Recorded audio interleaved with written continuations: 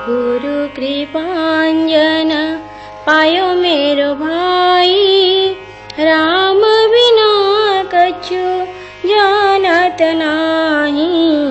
गुरु कृपांजन जागत राम ही सोबत राम ही, जागत राम ही सोबत राम ही। सपने में देखो राजा राम ही, सपने में देखो राजा राम ही। गुरु कृपांजन पायो मेरो भाई, राम बिना कछु जानत नाही। गुरु कृपांजन एक जनार्दनी भावहिनी का, एक जनार्दनी भावहिनी का। जो देखो सो राम सरीखा, जो देखो सो राम सरीखा। गुरु कृपांजन पायो मेरो भाई, राम बिना कछु जानत नाही। गुरु कृपांजन, गुरु कृपांजन, गुरु कृपांजन। विद्यार्थी मित्रांनो नमस्कार। यशवंतराव चव्हाण महाराष्ट्र मुक्त विद्यापीठाच्या गांधी विचार दर्शन पदविकेकरता आपण प्रवेश घेतलेला आहे। या गांधी विचार दर्शन पदविकेमागे गांधी विचारांचा प्रसार करण्याचं आणि त्या दृष्टीने मूल्य शिक्षण देण्याचं काम विद्यापीठाने सुरू केलेलं आहे। याबरोबरच आमचा असा प्रयत्न आहे की ज्यांनी गांधी विचार हे आचरणात आणले, त्याचा प्रसार केला, अशा दिग्गज अशा गांधी विचारांचं नेतृत्व करणारे प्राध्यापक ठाकूरदास बंग यांना आज आपण या ठिकाणी आमंत्रित केलेलं आहे। प्राध्यापक ठाकूरदास बंग हे सर्वोदय परिवाराचे अध्यक्ष आहेत। ते कॉमर्स कॉलेजमध्ये अर्थशास्त्राचे प्राध्यापक होते। यांची मुलाखत आम्ही ऐकवत आहोत। आपण ती पहा, तिच्यातले विचार ग्रहण करा आणि आपल्याला यातून गांधी विचाराचं एक नवीन परिमाण या ठिकाणी लाभणार आहे। आपण काळजीपूर्वक ही मुलाखत आता ऐकूया। सत्याला शांती अत्यंत आवश्यक आहे आणि शांतीचं प्रगल्भ संस्कृत रूप म्हणजे अहिंसा। हिंसा न करणं एवढंच नाही, पण प्रेम करणं प्रतिपक्षावर। प्रतिपक्ष कोणी नाहीच, सर्व मानव समान आहेत, एकाच प्रकृतीची निसर्गाची लेकरं आहेत, भगवंताची पुत्र आहेत, पुत्री आहेत। आणि म्हणून अहिंसा म्हणजे प्रेम, म्हणजे केवळ निगेटिव्ह नाही, नकारात्मक नाही, हिंसा न करणे, पण त्यावर प्रत्यक्ष प्रेम करणे, पॉझिटिव्ह सकारात्मक प्रेम करणे, हे त्यामुळे झालं। म्हणून अहिंसा व प्रेम हे सत्याबरोबर झालं। हे तुमचं म्हणणं बरोबर आहे आणि ते आफ्रिकेमध्ये गांधीजींनी प्रस्थापित केलं। म्हणून प्रत्येकाला स्वतः संपादन केलेली शक्ती नसल्यामुळं किंवा स्वतः संपादन केलेली शक्ती परिश्रम करून, बुद्धी वापरून, शारीरिक शक्ती वापरून अर्जित केलेली असल्यामुळं जे काही माणसाला मिळतं, अर्जन करतो, तो मिळवतो, ते सर्व त्याच्या गुणसंपदेमुळे नाही, ते निसर्गानं, परमेश्वरानं, समाजानं दिलेलं आहे। आणि म्हणून ते आपलं न मानताना मी याचा मालक आहे असं वृथा अभिमान न बाळगताना त्यांनी परमेश्वराचं समजून त्याच्याबद्दल स्वतः मालक नाही पण विश्वस्त आहे, म्हणजे योग्य रीतीने विश्वस्त म्हणून त्याला व्यापार करण्याकरता तो एक मॅनेजर आहे, तो एक गुमास्ता आहे, दिवाणजी आहे असं समजून त्याचा व्यापार करावा योग्य तो स्वतः करता आणि समाजाकरता। म्हणून आपल्याला आवश्यक आहे तेवढं जरूर वापरावं, पण त्यानंतर उरलेलं समाजाला अर्पण करावं। समाजातील जो खालचा वर्ग आहे त्याला तेवढं मिळत नाही जेवढं पाहिजे तेवढं, त्याला आपण अर्पण करावं, कारण तोच मालक आहे, समाजच मालक आहे, ईश्वरच मालक आहे, संबंध जगत माझ्या संपत्तीचे मालक आहे। मी एकटं कसं काय झालो? कायद्याने दिलं म्हणून झालो, हे बरोबर आहे का? हा प्रश्न गांधीजींना सुरुवातीलाच पडला चळवळीच्या, आणि त्यामुळे त्यांनी स्वतः बॅरिस्ट्री सोडून दिली। जे काही त्यांना उपहार मिळाले त्यांच्या पत्नींना, कस्तुरबांना, त्या सर्व उपहारांचा मालक स्वतःच्या मुलाकडे गेले नाहीत, स्वतःच्या मुलाला दिलं नाही, सुनांना दिलं नाही. ते म्हणाले समाजाचं आहे म्हणून त्याला ट्रस्ट केला आणि समाजाकरता वापरण्याकरता त्यांनी दिलं. अशा प्रकारे मी मालक नाही संपत्तीचा, कारण मी एकटा काही निर्माण केले नाही, समाज नसता तरी मिळालीच नसती. अशा प्रकारे त्यांनी त्यांचा सुरुवातीपासून वापर केल्यामुळं विश्वस्त वृत्ती म्हणजे माझ्यावर विश्वास टाकलेला आहे परमेश्वराने, म्हणून मी त्या विश्वासाला स्वतःकरता उपयोग करून पारखं होणार नाही, ती समाजाकरता वापरील. समाजामध्ये मी राहतो स्वतःकरताही काही घेईल योग्य ते, परंतु बाकीचं सर्व समाजाकरता उपयोग करणारा मी एक आहे असं त्यांनी स्वतःला पूर्वीपासून मानलं. आणि खरोखरही तसंच आहे, कारण समाज नसेल तर संपत्ती पैदाच होणार नाही. तुम्हाला परमेश्वरानं किंवा समाजानं तुमच्या आणि इतरांच्या उपयोगाकरता विश्वास करून दिलेला हा निधी तुमच्याजवळ आहे, तुम्ही म्हणजे मालक नाही. अशा परिस्थितीमध्ये तुम्ही जर मालक नसाल तर त्याचा उपयोग करा स्वतःपुरता आणि उरलेलं समाजाकरता वापरा. ही तुमच्यावर विश्वास ठेवून समाजानं दिलेला हा ठेवा आहे. तुम्ही मालक नाही, कोणीच मालक नाही, म्हणून तुम्ही भांडवलदार असाल की नसाल त्याची काही चिंता नाही. सरकारनं तुम्हाला कायदा त्याबद्दल दिलेला असेल कायद्यानं किंवा नसेल हाही प्रश्न नाही. प्रश्न एवढाच आहे की जे तुम्हाला समाजाने दिलेलं आहे ते समाजाकरता वापरा. म्हणून भांडवलदारांना व्यक्तिगत नाही पण भांडवलशाहीला त्यांचा संपूर्ण विरोध होता. मार्क्सने जे सांगितलेलं आहे ते हेच सांगितलेलं आहे दिलेल्या भाषेमध्ये, पण त्याचबरोबर समाजाचं ते असल्यामुळे समाजाकडून हिरावून घेण्याचा, बळजबरीने हिरावून घेण्याचा तुम्हाला अधिकार आहे असं मार्क्सने मानलं. समाजवाद ही कल्पना आहे, स्टेटला अधिकार आहे. स्टेट सोशलिझम म्हणजे सरकारला अधिकार आहे की त्यांनी ते काढून घ्यावं.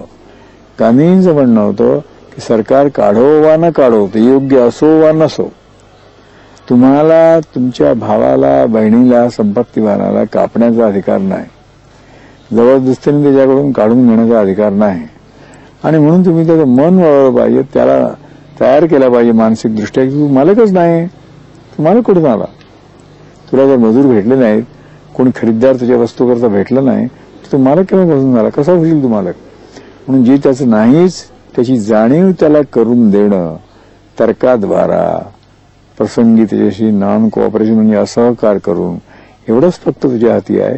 त्याचं मन वळवणं हे तुमच्या हाती आहे, ते तुम्ही करा. तुम्ही त्यांना माल विकत घेऊ नका आवश्यकता पडल्यास, तुम्ही त्यांना विकू नका आवश्यकता पडल्यास, म्हणजे समाजात त्याची संपत्ती निर्माण होणार नाही. अशा प्रकारे शांततेने जोर जबरदस्ती न करता लोकांना आपले हक्क बजावण्याचा अधिकार आहे आणि त्याची कान उघाडणी करण्याचा अधिकार आहे, पण शांततामय रीतीने. म्हणून मार्क्सवाद मानतो की बळजबरीने तुम्ही हिरावून घेऊ शकता, स्टेट म्हणजे सरकार हिरावून घेऊ शकते, शासन सत्ता. गांधी म्हणत होते की असं बळकावून हिरावून घेऊन त्याची कत्तल करणं, वर्गयुद्ध करणं जे मार्क्सवाद आहे ते बरोबर नाही, कारण ते चूक आहे. मग शांततेनं त्याचं मतपरिवर्तन केलं पाहिजे. लोकशाहीवर गांधीजींचा प्रचंड विश्वास होता. मग लोकशाही जर विश्वास असेल आणि लोक तर काही मोठी मोठी यंत्र शिकल्याशिवाय, ट्रेनिंग झाल्याशिवाय आणि कोणी भांडवलदारांनी मोठ्या यंत्राची किंमत देऊन घेतल्याशिवाय लोक काही ती यंत्र घेऊ शकणार नाहीत किंवा चालवू शकणार नाहीत. म्हणून मग भांडवलशाही, म्हणून मग एक मालक दुसरे मजूर असा भेद होतो, वर्गयुद्ध, वर्गभेद निर्माण होतो, त्यातून वर्गयुद्ध उद्भवतो. म्हणून गांधीजी म्हणत होते की जर लोकांना शिक्षण देऊन त्यांना मोठमोठी यंत्र स्वतः चालवण्याचं सामर्थ्य त्यांच्यात निर्माण केलं तर ते त्याचे प्रमुख बनतील आणि प्रमुख बनून सर्वांशी समानतेचा व्यवहार ठेवून ते लोक आपलं कामं करतील. आता मोठी यंत्र घेणं त्याला मोठं शिक्षण लागतं आणि मोठी यंत्र घेणं याला मोठं भांडवल लागतं. आणि गांधीजी जर सर्वांना लोकशाही असेल तर लोक जे यंत्र विकत घेऊ शकतील, लोक जी अवजारं वापरू शकतील, लोक ज्याची छोट्या यंत्राची किंमत मोजू शकतील, तीच यांना परवडेल. अन्यथा धनिकांना, सावकारांना शरण जावं लागेल. म्हणून गांधीजी विकेंद्रीकरणावर, लोकांच्या ताब्यात जी सहजगत्या राहू शकेल अशा प्रकारच्या अवजारावर भर देत होते आणि तीच त्यांनी चालवावीत असं म्हणत होते. आता काही कामं अशी आहेत की जी मोठ्या यंत्राशिवाय होणारच नाहीत. उदाहरणार्थ रेल्वे. मग तशा प्रकारच्या अपवादात्मक परिस्थितीत ती मोठी यंत्र चालवण्याला गांधीजींचा विरोध नव्हता, पण ती मग सरकारनं चालवली पाहिजे, सर्वांचं मिळून झालं पाहिजे. पण मालक आणि मजूर हा भेद गांधीजींना असाही होता, कारण त्यामुळं वर्ग द्वेष वगैरे फैलतात आणि मग त्यांना मारून ताब्यात घ्यावं लागतं. म्हणून गांधीजींचा लोकशाहीवर विश्वास असल्यामुळं, लोकांवर विश्वास असल्यामुळं आणि लोक छोट्या गोष्टींनाच लायक असल्यामुळं आजही गांधीजींचा छोट्या यंत्रावर म्हणजे विकेंद्रीकरणावर पूर्ण विश्वास होता. काही गोष्टी सेंट्रल राहतील, केंद्रीय, पण बहुतांश गोष्टी रेल्वेसारख्या अपवादात्मक गोष्टी सोडून बहुतांश बाबी विकेंद्रित राहतील, लोकांच्या अखत्यारीत राहतील, लोक चालवतील त्याला. अशा प्रकारे बहुतेक प्राथमिक आवश्यकतांच्या बाबतीत अन्न, वस्त्र, निवारा, शिक्षण या बाबतीत स्वयंपूर्ण, परंतु जे छोट्या केजून काम होणार नाही आणि ते काम करणं जरुरी आहे रेल्वेसारखं, त्या बाबतीत परस्पर पूरकतेची त्यांची कल्पना होती. स्वयंपूर्ण म्हणजे लोक 100 स्वयंपूर्ण म्हणतात, ते शक्य नाही, इष्टही नाही. म्हणून मोठी अपवादात्मक गोष्टी कायम ठेवून आणि त्यांची मालकी व्यक्तिगत न ठेवताना सरकारकडे किंवा मोठ्या समुदायाकडे ठेवून, समाजाकडे ठेवून जर असं काम आपल्याला परस्पर पूरक करता आलं तर लोकांना इंडिपेंडन्सचा, स्वातंत्र्याचा भासही होईल. ते प्रत्यक्ष तसं करतील. कोणावर अवलंबून नाही ही भावनाही वाढीस लागेल आणि त्याबरोबर त्यांचं कामही होईल.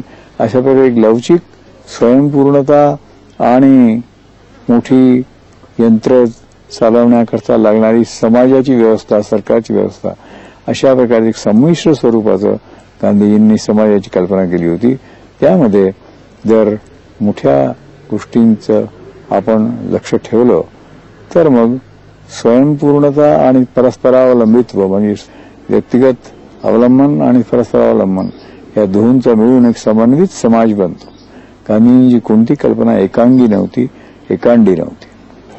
इंग्रजी राज्य हे ब्रिटिश ईस्ट इंडियापासून त्याची सुरुवात झाली आहे.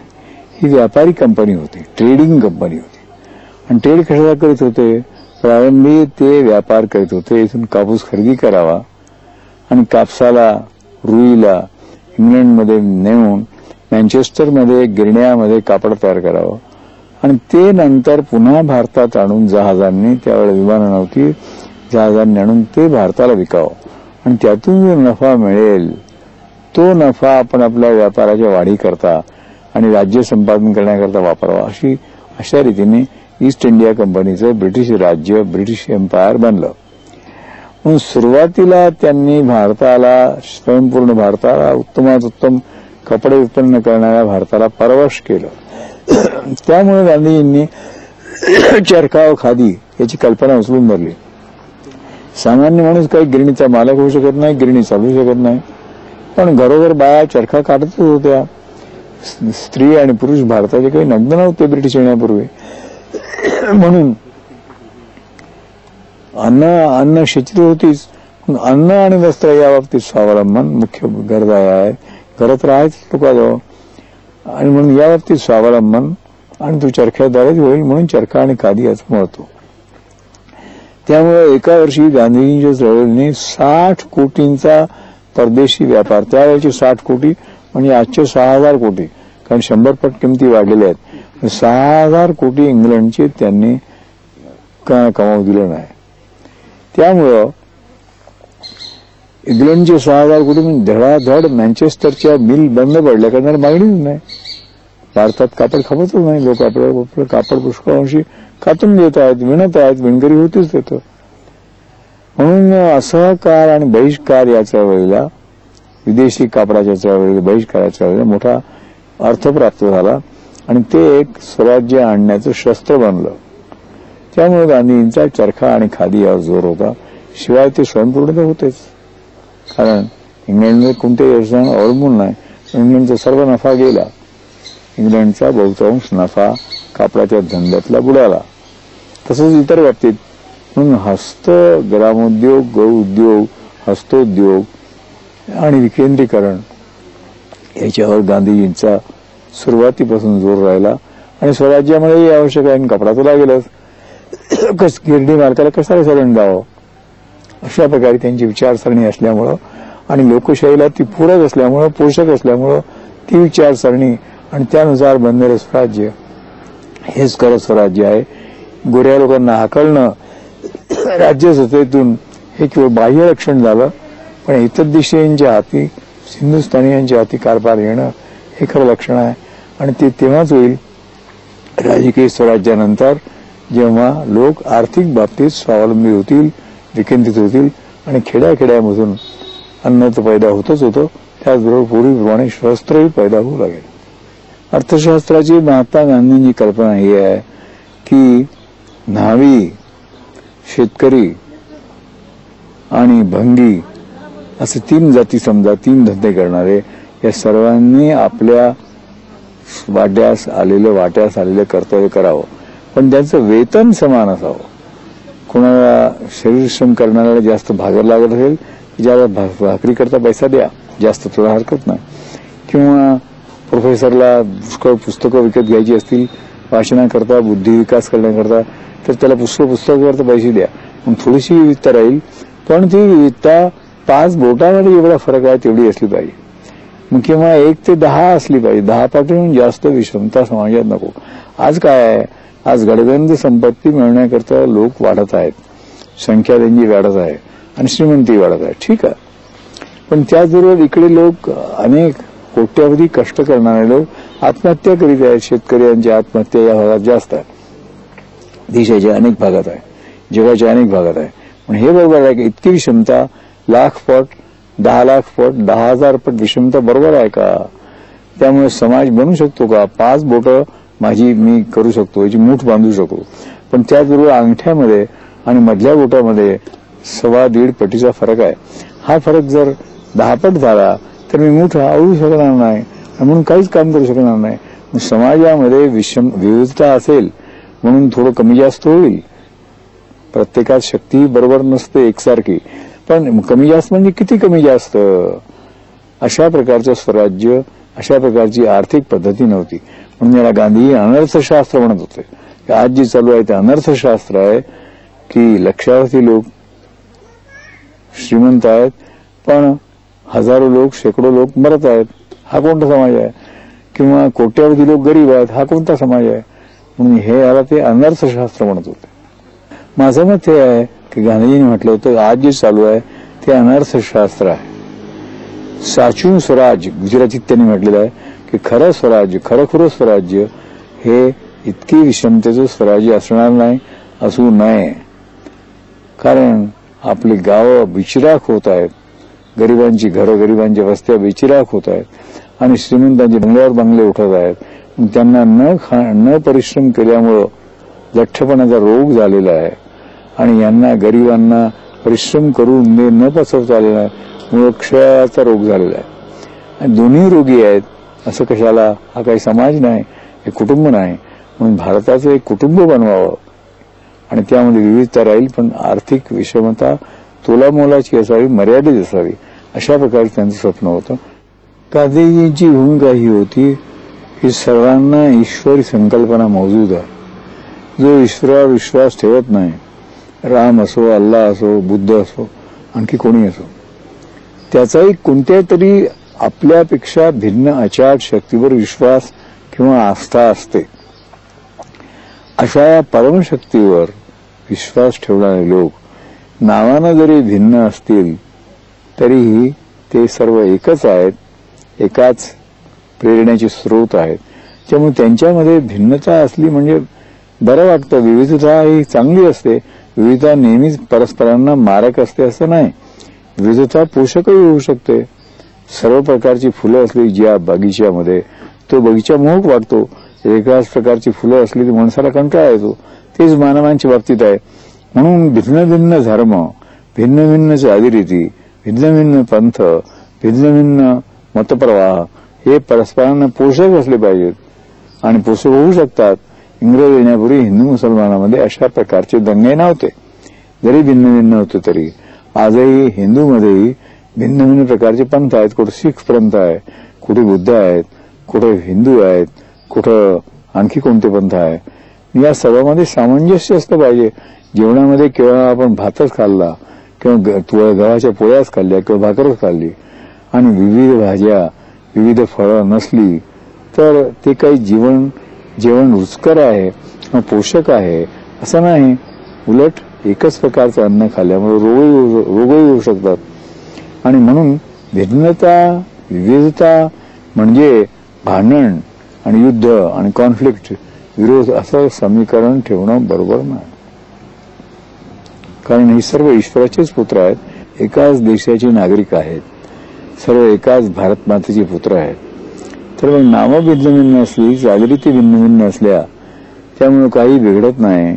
उलट ते विविधांगी नेतृत्व विविधांगी कर्तृत्व चांगलं असलं. पण त्यांनी परस्परांना शत्रुवत न मानता मित्रवत मानलं पाहिजे. सामान्यपणे माणूस दुसऱ्याला शत्रू मानत नाही, मित्रच मानतो, अनोळखी मानतो, पण शत्रुत्वाची भावना नसते. अशा प्रकारे जर आपण ऍटिट्यूड म्हणजे मनाची वृत्ती ठेवली तर शत्रुत्व होण्याचं काहीच कारण नाही. उलट जितकी विविधता चांगली तितकं जास्त चांगलं. मात्र त्यांची तोंड एकमेकाकडे नसताना एकमेकाविरुद्ध असली म्हणजे विरुद्ध म्हणजे एकदम शत्रुत्व नाही. विरुद्ध म्हणजे बोलण्याकरताही आता माझ्यासमोर कोणी बसले आणि आमचं दोघांचं संभाषण झालं म्हणजे दोघांची तोंड येऊन दिशेने नाहीत तर परस्पर विरुद्ध आहेत. परंतु परस्पर विरुद्ध म्हणजे तुम्ही माझ्या विरुद्ध काही बोलत नाही, मी तुमच्या विरुद्ध काही बोलत नाही. परस्पर मैत्रीच्या आनंदाच्या परस्पर प्रेमाच्या गोष्टी करू शकतो. हे जसं सामान्य व्यवहारामध्ये लागू आहे तेच देशामध्ये लागू असलं पाहिजे. अन्यथा कोणतंही कुटुंब जगू शकणार नाही.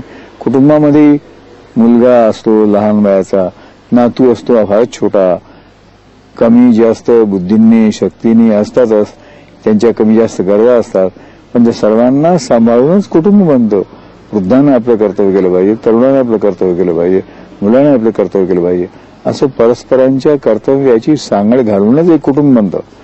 राष्ट्र हे अशा विविध कुटुंबांचा बनलेला गाव किंवा शहर आणि गाव आणि शहरांचा एकच संस्कृती असलेला घटक मोठा घटक आहे, व्यापक घटक आहे.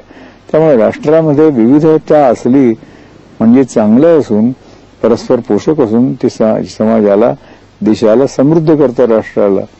अशा प्रकारची गांधीजींची वृत्ती असल्यामुळं आणि हीच खरीखुरी वृत्ती असल्यामुळं बरोबर हीच गांधी भारत स्वतंत्र झाल्यावर करील असं त्यांचं म्हणणं होतं. आणि ब्रिटिश येण्यापूर्वी अशा प्रकारची वृत्ती अनेकांनी दाखवलेली आहे. अशोकाच्या काळी हीच वृत्ती होती, अकबराच्या काळी हीच वृत्ती होती, शिवाजी महाराजांच्या काळी हीच वृत्ती होती परस्परामध्ये. त्याचप्रमाणे ब्रिटिश गेल्यावर आपली सत्ता झाल्यावर भारतात स्वराज्य झाल्यावर तशाच प्रकारची वृत्ती जोपासली जाईल. विद्यार्थी मित्रांनो, आत्ता आपण प्राध्यापक ठाकूरदास बंग यांची मुलाखत ऐकली. गांधीजींनी स्त्रिया मुली त्याचप्रमाणे देशबांधव या फक्त यांचाच विचार केला असं नाही तर संपूर्ण मानव जातीचा देखील त्यांनी विचार केलेला आहे. आणि म्हणून खादी चरखा श्रमाची प्रतिष्ठा यासारख्या लहान सहान तत्वांमधून त्यांनी संपूर्ण मानव जातीच्या जगण्याला एक नवीन आशय प्राप्त करून दिला. आणि मी आपल्याला अशी विनंती करेल की या मुलाखतीचा प्रत्येक भाग आपण साठवून ठेवा आपल्या मनामध्ये. आणि केवळ साठवून उपयोग नाही तर ज्या ज्या वेळेला प्रसंग येईल त्या वेळेला ही तत्व आपण आचरणात आणण्याचा प्रयत्न करा. त्यातूनच खरी गांधी तत्व काय होती आणि त्याचं महत्व नेमकं काय आहे हे आपल्या लक्षात येईल. धन्यवाद.